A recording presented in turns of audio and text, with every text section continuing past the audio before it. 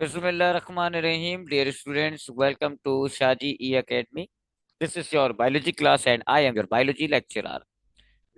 Students, आज हम bio में चैप्टर नंबर 3 जिसका नाम है बायोडाइवर्सिटी। इस चैप्टर का पहला एमसीक्यूज है द टर्म बायोडाइवर्सिटी मीन्स। ये जो वर्ड होता है बायोडाइवर्सिटी, इसके क्या मायने होते हैं।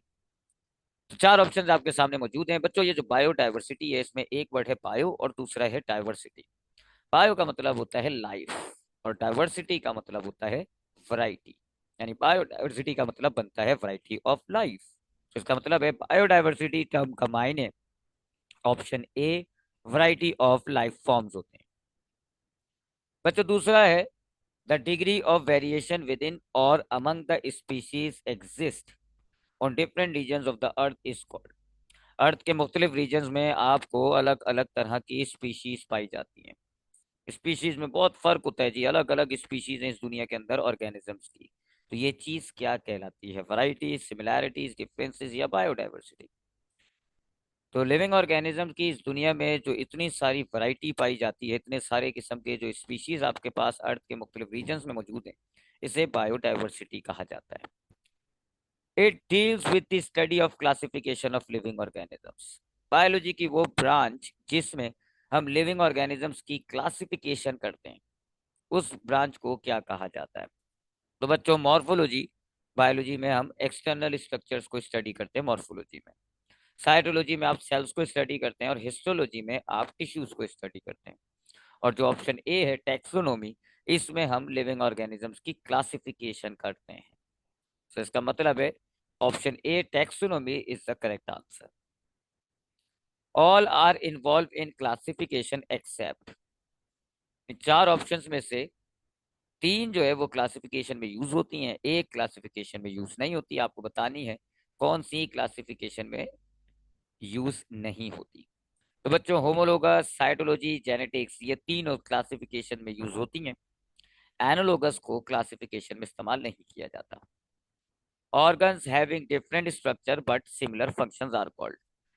तो ऑर्गेनिजम्स के ऐसे ऑर्गन्स जिनका स्ट्रक्चर तो डिफरेंट होता है बट वो काम एक जैसा कर रहे होते हैं, तो उन ऑर्गन्स को हम क्या कहते हैं। मिसाल के तौर पे बर्ड का एक विंग ले लें आप और बटरफ्लाई का एक विंग ले लें। तब ये दो ऑर्गन्स हो गए आपके पास, एक बटरफ्लाई का विंग है और एक बर्ड का विंग है। इन दोनों का स्ट्रक्चर अलग अलग होता है बट फंक्शन एक जैसा कर रहे होते हैं जी, दोनों अपने विंग से फ्लाई करते हैं। तब ये दो ऑर्गन्स ऐसे ऑर्गन्स हो गए जिनका structure different but function same होता है। तो ऐसे दो ऑर्गन्स को जिनका स्ट्रक्चर डिफरेंट फंक्शन सेम हो, उन्हें एनालोगस ऑर्गन्स कहा जाता है। The plural of taxon is, taxon एक सिंगुलर वर्ड होता है, इसका प्लूरल क्या कहलाता है। तो टैक्सॉन प्लूरल है, एक सिंगल, इसका सिंगुलर टर्म जो है वो टैक्सा कहलाता है। Groups into which organisms are classified are known as. Classification के दौरान जो ऑर्गेनिजम्स के ग्रुप बनाए जाते हैं, जिनमें जिन ग्रुप्स में फिर हम ऑर्गेनिजम्स को क्लासिफाई कर देते हैं, उनको क्या कहा जाता है। Taxonomic categories, morphology, both A and B या नन ऑफ दिस। तो बच्चों क्लासिफिकेशन के दौरान जो ऑर्गेनिजम्स के ग्रुप बनते हैं जिसमें फिर आप ऑर्गेनिजम्स को क्लासिफाई कर देते हैं, उसको आप टैक्सोनोमिक कैटेगरी या टैक्सा कहते हैं। The family of mustard is, mustard plant की जो फैमिली है वो कौन सी होती है। यानी मस्टर्ड प्लांट की पूरी क्लासिफिकेशन में किंगडम होगा, फाइलम होगा, क्लास होगा, ऑर्डर होगी, फैमिली। तो अब क्लासिफिकेशन में जो फैमिली टैक्सा है मस्टर्ड का, वो फैमिली टैक्सा कौन सा है। ब्रासिकसी, रोसी, रोजासी या पोएसी या पाल्मेसी। तो इसका आंसर है जो मस्टर्ड प्लांट है, इसका जो फैमिली है वो ब्रासिकसी होती है। The basic unit of biological classification is, ये जो बायोलॉजिकल क्लासिफिकेशन होती है जिसमें कई सारे टेक्सा होते हैं, kingdom, phylum, class, order, family, genus, species. तो इसके अंदर जो बेसिक यूनिट है, जो सबसे स्मॉलेस्ट कह लो आप टेक्सा है, वो कौन सा होता है।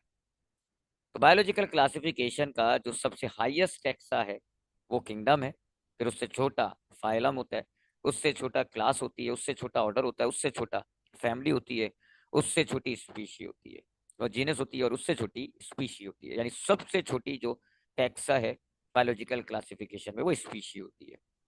Identify the correct sequence of classifying N organisms, या आपके पास ऑर्गेनिजम्स की क्लासिफिकेशन की एक सीक्वेंस दी हुई है, आपको सही ऑर्डर पहचानना है। तो अगर आप डिसेंडिंग ऑर्डर देखते हैं तो फिर होता है kingdom, phylum, class, order, family, genus, species. और अगर आप असेंडिंग ऑर्डर देखते हैं तो फिर उल्टा पढ़ लें आप, species, genus, family, order, class, phylum और किंगडम। तो सही ऑर्डर देखना है जी। अगर आप ए ऑप्शन को देखें तो ए ऑप्शन में स्पीशी है, जीनस है, यानी असेंडिंग ऑर्डर में हुई भी है। फिर थर्ड पे किंगडम आएगा जो कि सबसे बड़ा टैक्सा होता है, तो ये गलत हुआ। ऑप्शन सी में देखें आप, डिसेंडिंग ऑर्डर में टैक्सोनॉमिक हिरार्की बनाई हुई है, किंगडम है, फाइलम है, क्लास है, फैमिली, ऑर्डर, जीनस, स्पीसी। तो इसमें जो फैमिली और ऑर्डर की तरतीब है वो गलत है। ऑप्शन बी जो है वो करेक्ट है जी, kingdom, phylum, class, order, family, genus, species. तो ऑर्डर बी के अंदर जो है वो ऑर्गेनिजम्स को क्लासिफाई करने के जो टैक्सा होते हैं उनकी सही सीक्वेंस लिखी हुई है। Basic unit of classification is, ये एमसीक्यू रिपीट हो रहा है। अभी हमने देखा कि जो बायोलॉजिकल क्लासिफिकेशन होती है उसमें जो बेसिक यूनिट है वो स्पीशी होता है। Who attempted to classify all kind of animals in his book on animals? कौन से फिलोसोफर साइंटिस्ट थे जिन्होंने एनिमल्स पे एक किताब लिखी और उसमें एनिमल्स को क्लासिफाई करने की पहली अटेम्प्ट की थी? वो है वो फिलोसोफर जो कि जिन्होंने एनिमल पे एक किताब लिखी और फिर उसमें जो है वो एनिमल्स को क्लासिफाई करने का फर्स्ट अटेम्प्ट किया था जी, वो थे Aristotle. Who is known as the father of taxonomy? Father of taxonomy हम किसको कहते हैं? तो फादर ऑफ टैक्सोनॉमी हम कार्ल लिनीज को कहते हैं, क्योंकि इन्होंने टू किंगडम क्लासिफिकेशन की थी और इन्होंने बाइनोमियल नोमेनक्लेचर का मेथड अडॉप्ट किया था। So Carl Linnaeus is known as the father of taxonomy. According to Carl Linnaeus, fungi belong to, अभी मैंने आपको बताया कि Carl Linnaeus father of taxonomy थे और उन्होंने टू किंगडम क्लासिफिकेशन की थी। उन्होंने दो किंगडम्स बनाए थे, एक प्लांट किंगडम था, एक एनिमल किंगडम था। एमसीक्यूज में पूछा जा रहा है कि कार्ल लिनीज के हिसाब से ये जो फंगस होते हैं ये किस किंगडम के थे? प्लांट किंगडम में थे, एनिमल किंगडम में थे, बोथ किंगडम्स में थे, या none of this?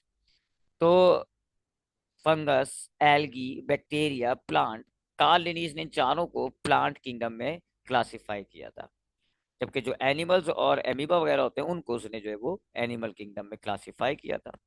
In four kingdom classification, kingdom metaphyta include all of the following except. Copeland की जो चार किंगडम वाली क्लासिफिकेशन थी उसमें एक किंगडम था किंगडम मेटाफाइटा। आपसे एमसीक्यूज में पूछा जा रहा है कि किंगडम मेटाफाइटा में कौन सा ऑर्गेनिज्म नहीं होता? यानी तीन जो हैं ऑप्शंस में से तीन तरह के जो ऑर्गेनिजम्स हैं वो किंगडम मेटाफाइटा में इंक्लूड थे, कौन सा नहीं था? एल्गी, एंजियोस्पर्म, गैम्नोस्पर्म, जो ब्रायोफाइटा। तो बच्चों ये जो किंगडम मेटाफाइटा था ये प्लांट्स का किंगडम था। इसमें कोपलैंड ने सारे प्लांट्स को क्लासिफाई किया था। ये जो ऑप्शन बी है, एंजियोस्पर्म, गैम्नोस्पर्म और ब्रायोफाइट, ये तीनों प्लांट ही की क्लासेस होती हैं, ये प्लांट्स ही हैं। लिहाजा ये तीनों किंगडम मेटाफाइटा में थे, बट जो एल्गी था वो किंगडम मेटाफाइटा में नहीं था, वो किंगडम प्रोटिस्टा में था। चार किंगडम्स के अंदर जो दूसरा किंगडम था ना एक, उसका नाम था प्रोटिस्टा, ये उसमें होता है। Kingdom protista was introduce by, kingdom protista पहली बार किसने इंट्रोड्यूस किया था? तो बच्चों कार्ल लिनीज ने दो किंगडम्स बनाए थे, उसमें एक किंगडम था प्लांट किंगडम, एक किंगडम था एनिमल किंगडम। फिर अर्नेस्ट हैकल ने तीन किंगडम्स बनाए थे, उसमें एक किंगडम था प्लांट किंगडम यानी किंगडम प्लांटी, दूसरा था किंगडम एनिमेलिया और तीसरा किंगडम था किंगडम प्रोटिस्टा। यानी प्रोटिस्टा किंगडम जो है वो अर्नेस्ट हैकल ने इंट्रोड्यूस किया था। It is an attribute to Copeland. ये जो नीचे आपको चार ऑप्शन दिए जा रहे हैं इसमें से क्या चीज कोपलैंड से मुंसलिक है? ए ऑप्शन है कि कोपलैंड ने तीन किंगडम क्लासिफिकेशन प्रपोज की थी। बी ऑप्शन है पांच किंगडम क्लासिफिकेशन प्रपोज की थी। सी ऑप्शन है टू किंगडम क्लासिफिकेशन प्रपोज की थी। और डी की ऑप्शन है फोर किंगडम क्लासिफिकेशन प्रपोज की थी। तो बच्चों three kingdom classification Ernest Haeckel ने प्रपोज की थी। फाइव किंगडम क्लासिफिकेशन रॉबर्ट विटिकर ने प्रपोज की थी। टू किंगडम क्लासिफिकेशन कार्ल लिनीस ने प्रपोज की थी। और फोर किंगडम क्लासिफिकेशन कोपलैंड ने प्रपोज की थी। तो इसका मतलब है कोपलैंड से फोर किंगडम क्लासिफिकेशन वाबस्ता है। Mycelium of fungi is made up of, fungus की जो बॉडी है उसे हम माइसीलियम कहा करते हैं। हमें बताना है कि जो फंगस की माइसीलियम होती है, फंगस की जो बॉडी होती है, वो किससे बनी हुई होती है। तो आपको हमने फंगस को एक्सप्लेन करते टाइम बताया था कि फंगस की बॉडी को हम माइसीलियम कहते हैं। लंबे लंबे धागे की तरह के कुछ थ्रेड लाइक स्ट्रक्चर्स होते हैं, हाइफी इनको कहा जाता है, हाइफी से ये बने हुए होते हैं। तो फंगस की जो माइसीलियम है वो हाइफी से बनी हुई होती है। Characteristics of virus due to which they are considered as living. Virus की वो खूबी जिससे वायरस को एक लिविंग ऑर्गेनिज्म कंसीडर किया जाएगा, वो करेक्टर क्या है। तो हमने वायरस को इस चैप्टर में पढ़ा था, मैंने आपको बताया था कि वायरस में कुछ कैरेक्टर्स होते हैं जिसकी वजह से हम वायरस को लिविंग मानते हैं, कुछ कैरेक्टर्स होते हैं जिसकी वजह से हम वायरस को नॉन लिविंग मानते हैं। नॉन लिविंग कैरेक्टर्स की बात करें तो वायरस क्रिस्टलाइज हो सकता है, वायरस नॉन सेलुलर स्ट्रक्चर रखता है, उसमें कोई जो है वो सेल नहीं होता, आउटसाइड होस्ट ये इनएक्टिव होता है, ये इसके नॉन लिविंग कैरेक्टर्स होते हैं। और लिविंग कैरेक्टर्स की बात करें तो लिविंग कैरेक्टर्स में आता है जी कि ये रिप्रोडक्शन कर सकता है, इसमें डीएनए मौजूद होता है, ये इसके लिविंग कैरेक्टर्स होते हैं। तो अभी इन्होंने हमसे पूछा है कि वायरस के लिविंग कैरेक्टर बताओ, तो non cellular structure, total parasite और अंडरगो क्रिस्टलाइजेशन, ये तीनों इसके नॉन लिविंग कैरेक्टर हैं। और जो डी ऑप्शन है अंडरगो रिप्रोडक्शन, अपने जैसे वायरसेस ये रेप्लिकेट करके बना लेते हैं, ये इसका एक लिविंग कैरेक्टर होता है। Which of the following is a non cellular obligate endoparasite.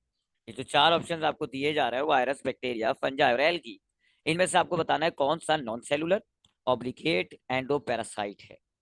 तो बच्चों नॉन सेलुलर तो एक ही होता है, वायरस। नॉन सेलुलर मतलब वो जिसके अंदर सेल नहीं होते, और वो बस वायरस है जिसमें सेल नहीं होते, नॉन सेलुलर होता है। बाकी जो बैक्टीरिया हैं, फंजाई हैं, एल्गीज हैं, ये सब सेलुलर होते हैं, इनमें सेल्स मौजूद होते हैं। सेलेक्ट द मिसमैच, जो गलत मैचिंग हुई हुई है वो आपको सेलेक्ट करनी है। पहले ऑप्शन में कहा जा रहा है जी कि प्लांटी जो है वो किंगडम प्लांटी, यानी कि या प्लांटी से मुराद है किंगडम प्लांटी।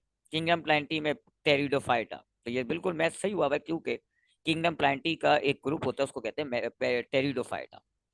ऑप्शन बी में देखें फंजाई और म्यूकर, फंजाई किंगडम हो गया, म्यूकर ऑर्गेनिज्म होता है, सही बात है, म्यूकर जो है वो एक किंगडम फंजाई का ऑर्गेनिज्म होता है।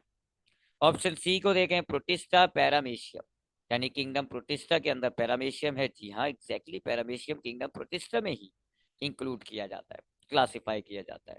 ऑप्शन डी में कहते हैं जी किंगडम एनिमेलिया और एमीबा, ये मिसमैच है, क्योंकि जो एमीबा है वो किंगडम प्रोटिस्टा का ऑर्गेनिज्म है, वहां क्लासिफाई होता है, एनिमेलिया में ये क्लासिफाई नहीं होता, तो इसमें मिसमैच, ये डी ऑप्शन है। Member of which kingdom have cell wall and all are heterotroph, किस किंगडम के जो ऑर्गेनिजम्स होते हैं उनमें सेल वॉल भी होती है और वो हेटरोट्रॉप होते हैं, यानी प्लांट्स की तरह उनमें सेल वॉल होती है और एनिमल्स की तरह वो हेटरोट्रॉपिक होते हैं। तो बच्चों ऐसे ऑर्गेनिजम्स जिनमें प्लांट और एनिमल दोनों के करेक्टर्स होते हैं, प्लांट का करेक्टर क्या है कि उनमें सेल वॉल मौजूद है, एनिमल का करेक्टर क्या है कि वो हेटरोट्रॉप होते हैं, तो ये फंगस होते हैं। Unicellular eukaryotes which feed by a variety of methods are called, ऐसे यूनिसेलुलर यूकैरियोटिक ऑर्गेनिज्म जो कई तरीकों से फीडिंग करते हैं, यानी ऑटोट्रॉप भी हो सकते हैं, हेटरोट्रॉप भी हो सकते हैं, तो ऐसे यूनिसेलुलर यूकैरियोट्स को हम क्या कहते हैं। फंजाई, बैक्टीरिया, प्रोटिस्ट और एनिमल्स। तो बच्चों फंजाई में यूनिसेलुलर को तो करेक्टर है नहीं, वो तो सारे मल्टी सेलुलर होते हैं। बैक्टीरिया जो है वो यूकैरियोट नहीं होता, वो प्रोकैरियोट होता है। जबकि एनिमल्स भी यूनिसेलुलर नहीं होते, मल्टी सेलुलर होते हैं। तो ये जो प्रोटिस्ट हैं ये यूनिसेलुलर होते हैं, यूकैरियोटिक होते हैं, और कई मेथड्स की यानी ऑटोट्रॉप हेटरोट्रॉप दोनों तरह के होते हैं। तो इसका ऑप्शन है C. All prokaryotes are placed together in kingdom, दुनिया में जितने भी प्रोकैरियोटिक ऑर्गेनिजम्स हैं जिनमें प्रोकैरियोटिक सेल होता है, बिना न्यूक्लियस वाला सेल होता है, उन तमाम ऑर्गेनिजम्स को हम किस किंगडम में प्लेस करते हैं। तो बच्चों तमाम प्रोकैरियोटिक ऑर्गेनिजम्स जैसे कि बैक्टीरिया, सियानोबैक्टीरिया, इन तमाम को किंगडम मुनेरा में क्लासिफाई किया जाता है। मुनेरा इसका ओल्ड नाम था, उसके बाद फिर आगे जाके इसका नाम किंगडम प्रोकैरियोटी पड़ गया। Which kingdom all diverse organisms include, वो कौन सा किंगडम है जिसमें काफी डाइवर्स ऑर्गेनिजम्स हैं, हेटरोट्रॉप भी हैं, यूनिसेलुलर भी हैं, मल्टी सेलुलर भी हैं, ठीक है, आईटी के लिविंग ऑर्गेनिजम्स मौजूद होते हैं। तो बच्चों वो होता है प्रोटिस्टा। प्रोटिस्टा में आपको यूनिसेलुलर भी मिलता है, मल्टी सेलुलर भी मिलता है, ऐसे ऑर्गेनिजम्स भी मिलते हैं जिनमें सेल वॉल होती है, ऐसे ऑर्गेनिज्म भी मिलते हैं जिनमें सेल वॉल नहीं होती, ऑटोट्रॉप भी मिलते हैं, हेटरोट्रॉप भी मिलते हैं। ठीक, तो ये प्रोटिस्टा जो है वो एक डाइवर्स ग्रुप है ऑर्गेनिजम्स का। Which of the following is the correct way of writing a scientific name of an organism? किसी भी ऑर्गेनिज्म का जो साइंटिफिक या बायोलॉजिकल नेम होता है उसको लिखने का सही तरीका क्या होता है? यहाँ आपसे बायनोमियल नोमेनक्लेचर के रूल्स पर बात की जा रही है। आपको याद हो, हमने पढ़ा था कि जो बायोलॉजिकल नेम होता है वो 2 वर्ड्स का होता है। तमाम लेटर्स जो हैं वो शॉर्ट होते हैं जी। सिर्फ पहले वर्ड का यानी कि जेनरिक नेम का जो पहला अल्फाबेट है वो कैपिटल होता है बस। और या तो अंडरलाइन किया जाता है या इटैलिक किया जाता है। अब सी ऑप्शन को देखोगे आप, तो सी ऑप्शन के अंदर जो है वो इटैलिक नहीं हुआ ऊपर से। दोनों वर्ड जो है ना उनके पहले अल्फाबेट्स कैपिटल हैं। जेनरिक का ए भी कैपिटल किया हुआ है और स्पेसिफिक नेम का सी भी किया हुआ है। डी ऑप्शन भी गलत है क्योंकि यहाँ तो सारा कुछ स्मॉल अल्फाबेट्स में लिखा हुआ है। ए ऑप्शन देखिए आप जरा, सिर्फ पहला जेनरिक नेम का जो पहला अल्फाबेट है वो कैपिटल है और इटैलिक भी हुआ है। तो इसका मतलब है ये सही तरीका होता है एक ऑर्गेनिज्म का नाम लिखने का। बायोलॉजिकल नेम ऑफ कैट, यानी आपको बायोलॉजिकल नेम बताना है कैट का। तो कैट का बायोलॉजिकल नेम याद रख लें, फीलिस कैटस होता है।